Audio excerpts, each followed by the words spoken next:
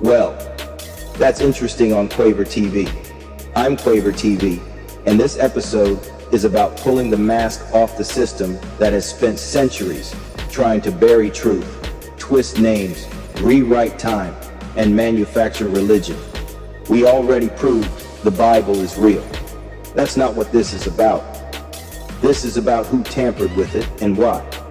Let's start with the name. His real name is Yahusha. It means Yahuwah is salvation. Every major prophet in the Old Testament carried some form of the Father's name. That was standard. That was holy.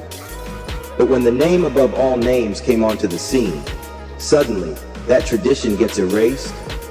The letter J didn't even exist until the 1600s. Yet now we're told to call on Jesus, a name with no Hebrew roots, no original meaning, and no spiritual authority tied to the Father's name. They say it's a translation, but you can change the spelling of a name across languages. You cannot change the sound. If my name is Quavertv in Alabama, it's Quavertv in Tokyo, in Ghana, in Germany, in Brazil. It's not, oh, Quavertv means Jimmy Bones in our dialect, so we'll just call you that. Number A name spoken over you, your name stays the same. So, if I don't accept that for myself, why would I accept it for the name of the Son of the Most High? That name change didn't happen by mistake. It was part of a system that Romanized the faith. Greek and Latin scribes erased what they didn't understand and replaced it with something their empire could control. And most churches today just go along with it because that's what's always been done. Now let's talk about the Sabbath. The fourth commandment says, remember the Sabbath day to keep it holy. 6 days you work, the seventh is for rest. Period. But now you walk into a church on Sunday, the first day, and they tell you that's the Sabbath, that it was changed. But changed by who? Not by the Most High, not by Yahusha. It was changed by the Catholic Church, a system built on authority, ritual, and manipulation. They admitted it. At the Council of Laodicea in 364 AD, they declared that Christians must not Judaize by resting on the Sabbath, but instead must work on Saturday and honor Sunday instead. That's not biblical. That's imperial decree, but it goes even deeper. The Gregorian calendar, the one most of the world uses today, was a Catholic project. And during that process, they didn't just rename months and shift days. They literally removed 3 full days from the timeline to realign their calendar, which means now even people who think they're honoring Saturday as the Sabbath may be off, because the original timing of Yahweh's calendar has been buried under layers of man-made edits. And that confusion, that's the point.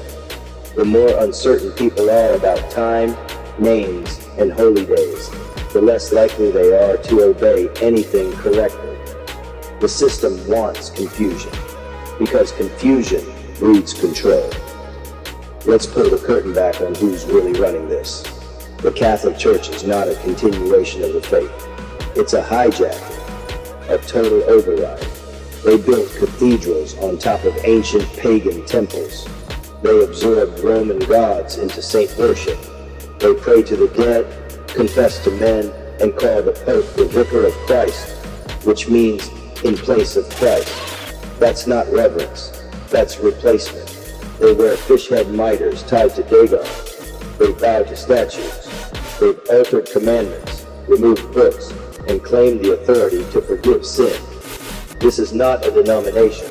It's a satanic cult that draped itself in Christian language to disguise a Babylonian agenda.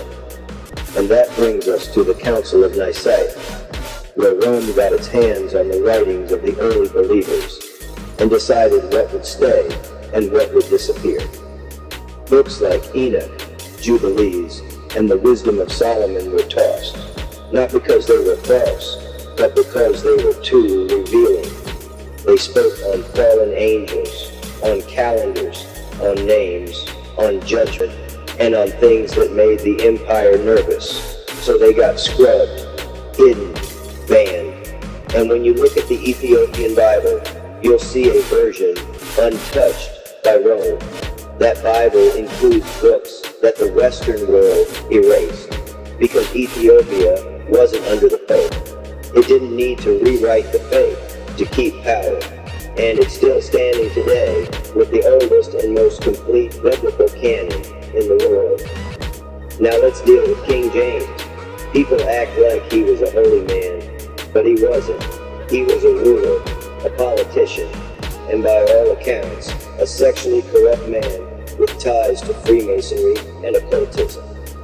He didn't translate the Bible himself. He authorized a team of scholars to translate it under his approval, meaning nothing could make it in that challenged his throne or church authority. So while the King James Version contains a lot of truth, it's also a filtered product of its time. And people worship it like it's the original.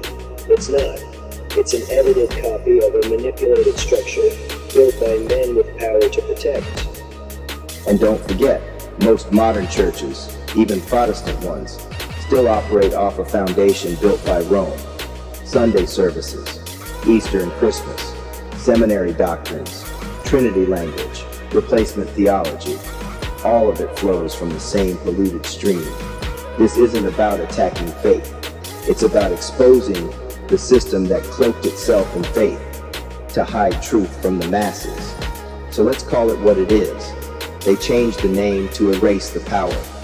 They changed the day to erase obedience. They removed the books to erase the context. They manipulated the calendar to erase the rhythm. And they built a church not to lead you to the Father, but to stand in His place. If you think that's harsh, good. Because this isn't about being polite. This is about tearing down the strongholds that keep people in spiritual chains. Well, that's interesting. Until next time, try and enjoy the daylight.